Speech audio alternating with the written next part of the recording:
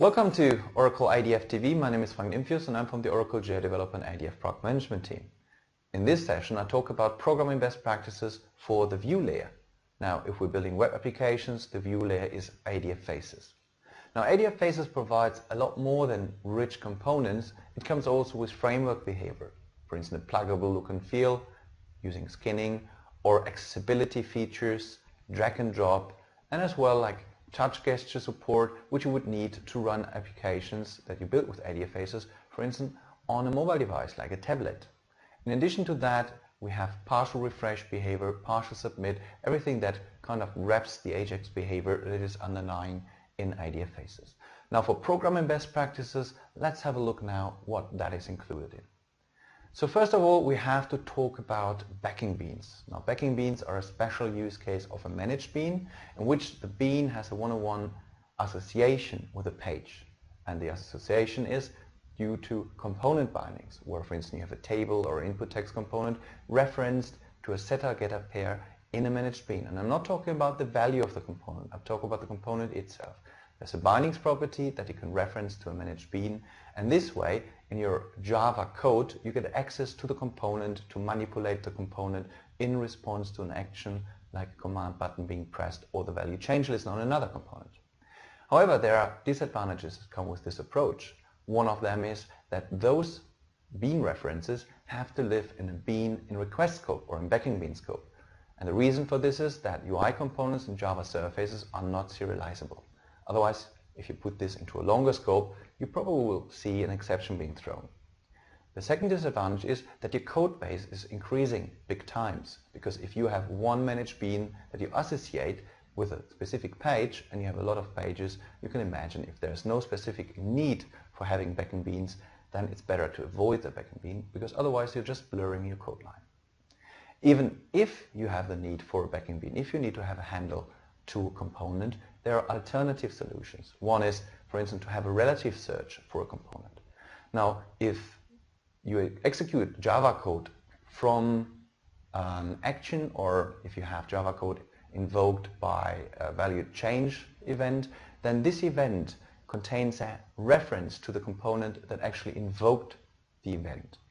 Now, if the component that you want to reference and that you want to access to or manipulate is relative in the naming container area to the component invoking the event, you can have a relative search by just getting the component invoking the event and calling find component on it.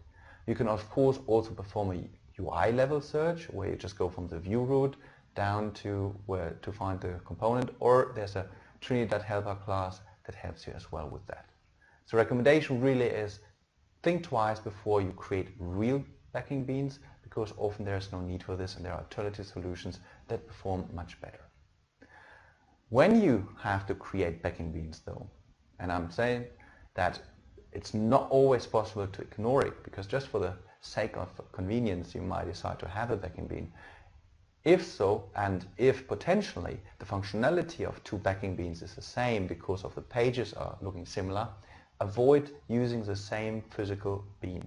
As I mentioned, the bean has to be in request scope. However, the request scope doesn't change when you move from one view to the next. It goes slightly beyond that. That means that one of the view, the first one, still pins the managed bean, so that you're looking at stale data. So here, if you have the requirement to have two successive pages using a managed bean or a backing bean, which is of the same kind, create two physical classes to avoid any conflict with that. Now let's talk a bit about expression language. When I talked about best practices in task flows, I recommended that you only live with the Oracle ADF scopes, which are view, backing bean, and the page flow scope. Now if you do this, then that here, what I have on the slide, is no longer a problem for you. However, if you still work with servlet scopes as well, which is request, session, or application, this is a typical problem that we experience with customers. Now, prefixing or not prefixing. For better readability, you could think that, well, if I prefix all of my managed bean with the scope, it's a lot easier to read. And that's correct. If I would have a reference like session scope dot managed bean name dot property, of course everyone understands that this lives as a duration of the session. The same if I have request scope. The problem here is that in Java Server Faces, all the servlet scopes cannot be prefixed. Because what will happen is, if you prefix a manage bean scope to session, servlet scope, or application scope, then immediately the system will look up that value in memory. And if it's not there, you will hit a null pointer exception. However, if you just reference the bean name, then the configuration of the bean, session scope, request scope, or application scope, will determine where the bean, after it's getting instantiated from Java Server Faces, gets loaded in. Now for the Oracle ADF specific scopes, backing bean scope, page flow scope, and view scope, definitely we need to have the prefixing, because our controller is created the way that it requires us to prefix the manage bean name and then access the properties on it, and it will load that bean into memory. You see how confusing that is if you have a mix of servlet scopes and ADF specific scopes? I tell you, just go with the ADF scopes if you have ADF controller in your application configured as the controller, because that puts you on the safe side and you will have more or less an answer for all of the situations where you need to store data. Go with that and you're pretty much safe. HTML. In a lot of cases, the designer who designs a web application has very artistic talents, and for that reason tries to strive for a compelling look and feel. So they're not only inline to use CSS quite a lot, they also use HTML.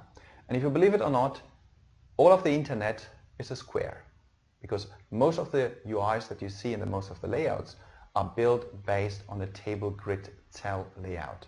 And then they put images in there. So in the end, what appears like a rounded corner, in fact, is an image within a table cell. For this reason, developers and designers try to use HTML in the context of Java Server Faces. Now in JSF 1.2, this is not at all a good idea to do, because it would just go into the way of the Java Server Faces request lifecycle, as the request lifecycle for HTML is a different one than for Java Server Faces. It could go well if you just put some components in an HTML structure. However, if you think ADF Faces are something we call geometry management, and this geometry management is responsible for the components to stretch to the available space, to stretch the child components, and so on. Now, if you put HTML into this equation, then ADF Faces is not aware that there is HTML taking space, and you could see some results which are just overlapping behaviors of components and so on, which you don't want. In fact, with Java Service 1.2, which means 11G Release 1 of JDeveloper and ADF, it's not a good idea to have HTML. Now this all is supposed to become better with Java Server Faces 2, which we support with JDeveloper 11.1.2.4 and ADF therein. However, still the recommendation is try to stay away from using HTML in the mix, because though facelets, which you can adapt with Java Server Faces 2, are closer to the request cycle of HTML in that it integrates HTML pretty well, it's not really a marriage made in heaven here. So we have two different systems still competing each other. And our recommendation is, if you stick with that, you always be on the safe side. If you build ADF Faces applications, always use ADF Faces components. If you can't find something in ADF Faces, prefer filing an enhancement request and don't use HTML straight on. Just make it by exception. If you don't find anything that you desperately need that you can solve differently, go for HTML. However, make sure you file an enhancement request so we can provide the missing functionality in ADF Faces. So that's about HTML. So it can go terribly wrong or it can go slightly wrong. However, you will have side effects which I will discourage you from using HTML for that reason. Next topic to talk about is page fragments. So that's more the include of it. Now in Java Server Pages we know about JSP includes, and in Facelets, which are new in Java Server Faces 2, we do now about UI includes. What they do is they allow to create a templating approach for the layout that you're building. So I can build a page fragment that just contains the layout of a specific set on my or area on my page. Now using JSP includes at runtime or compile time, that will be kind of injected into my page and the overall page looks like as if that was belonging to it. Same for UI include. That works all well until you use ADF. And the reason why it doesn't work with ADF is because ADF, to bind to the data, to the business service, it uses a page definition file, an XML file bound or referenced by a page. If you have a page fragment that you develop with ADF on board, then you create a page definition file for this included page. However, at runtime, we are not aware of that. So we see the UI includes, but we don't see the page definition file because there's no configuration in the parent page's page definition file that there is another page definition file, another binding container to reference at runtime. So the only way around would be to copy the content of the page definition file that you find within the page fragment into the page definition file of the parent page, which contradicts the whole idea of using a templating approach, because copy and pasting is never a good idea. The only way around this here is that you use a region, and the region requires to have a task flow. So if you use a task flow in a region, then automatically ADF ensures that by a reference, the task flow binding reference that you have in the parent page definition file, at runtime the page definition file of the fragment will be read and will be included. So that's the recommendation. Use task flows wrapping that. If you really want to go with a page fragment that you want to add at runtime or at design time, by the way, then make sure that you use a region or task flow. Styling, I mentioned in the opening that ADF Faces provides you the option for a custom look and feel. However, we inherit some of the functionality from Java server faces, and the functionality that we get is the ability to add styles to a page. So there's an inline style property, well, for ADF Faces. In addition, there's a content style property, and we do have a style class property that allow you to reference external files with style sheet in it. Now, if you use this to create your custom look and feel, then in many ways that could go wrong. And the reason here is that when we talk about ADF Faces, we don't talk about plain HTML components. We talk about very sophisticated HTML components, and even sophisticated components that might change in the future, as we see from 11G release 1 to 12C, where we change from DHTML to HTML5. So this will change the DOM structure of our component set, and therefore if you use CSS to style directly against this, then that might no longer work as you build it. The inline style property typically operates on the outer DOM element, which means if we look at our input text field, which has a label and an input text field, then it's surrounded by a div component, which means that the style sheet that you put into the inline style property is applied to the div component. So defining a yellow background will make the label appear yellow, but not the text field. Well, for this we added the content style property to make it easier. However, the use cases that you want to use the content style with is only to have dynamic color codings.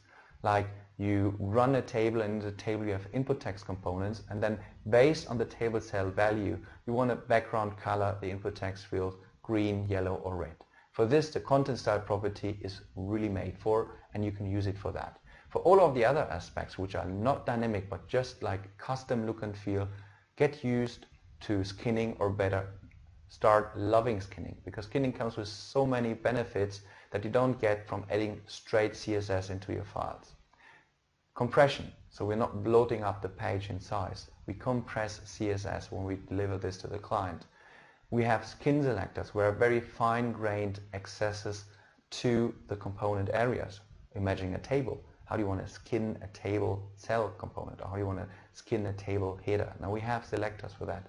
So get used to use skinning, and you're on the safe side. Now let me talk about everyone's or every developer's favorite passion, and that is JavaScript. We all have a development background in web application development before we go to ADF. So when we learn ADF properly, we have an idea on how to solve a problem in JavaScript a lot faster and quicker than in ADF itself. The recommendation is, well, use ADF Faces component where you can. If your skill set is not yet where it should be, and you don't find a solution in Java Surface and ADF Faces, just go to the OTM forum and ask the question. The reason why I suggest this is that before you code in JavaScript, try to solve it with an ADF Faces component using partial refresh, partial submit, because when you migrate from one release to the next, this is what we can do for you. We can pick this up, every metadata changes are then migrated, corrected for you to the next version, which for JavaScript we can't. However, this was just my disclaimer, so let's have a look at JavaScript in ADF Faces. ADF Faces not only comes as a Java Server Faces component framework, it also has a JavaScript client framework, in where we mirror or duplicate the same set of components that we find in Java Server Faces in JavaScript. So on the right side you see the Java Server Faces components. You see that the Java Server Faces components, well, they go through the servlet, but then the top level is the UI view root, and then the components are Java objects which are nested in a tree, kind of a page hierarchical tree, so to say. And that gives you access to the components by, you can search in that, you can manipulate them, you can have managed bean references to them, and this makes it very flexible in Java Server Faces to access the specific components. And as we know, the components have events like query events, like selection events, like action events. Now, this concept in ADF Faces also exists for the client side. Now, with JavaScript on the client side, you can work with components. So in here, we make a difference between, for instance, tools like jQuery and other JavaScripting frameworks and ADF Faces, because ADF Faces are all component based. You set a property on a component. You're not messing with any HTML DOM elements. And therefore, the JavaScript code that you write against the JavaScript framework in ADF Faces is a lot more solid and mature than if you would write the same against the DOM. Because again, if we move from 11G release 1 to 12C, we change from the HTML to HTML5, and with this we change the structure of the DOM.